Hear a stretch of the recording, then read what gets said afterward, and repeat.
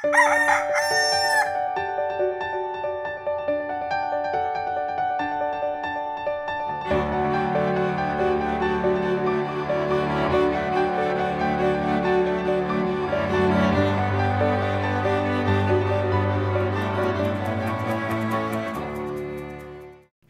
umaga po sa inyong lahat.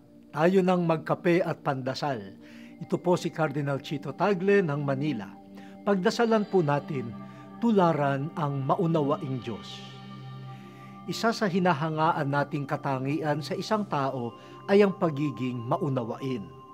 Kung tayo ay nagkakamali, gumagaan ang pakiramdam natin kung tayo ay inuunawa ng kapwa. Para bagang musika ang mga katagang, "Huwag kang mag-alala, nauunawaan ko ang nangyari." Sa pangunawa, dumarating ang kapayapaan. Mahihiya ka na ring ulitin ang ginawa mong kamalian. Madali rin tayong kapusin sa pangunawa. Kung minsan, ibig nating gipitin at tugisin ang taong nakagawa ng masama. Kapag dumarating ang ganitong pakiramdam, isipin natin kung gaano tayo inunawa ng Diyos. Ang kanyang pangunawa ay hindi pagsang-ayon sa kamalian.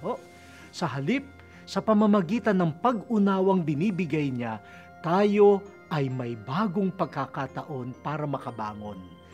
Ang tunay na nakauunawa ay nagbibigay lakas sa kapwa upang tuwirin ang kanyang landas.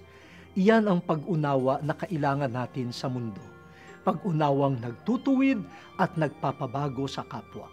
Kaya sabihin natin, "O Diyos, turuan mo kaming umunawa ng tulad mo."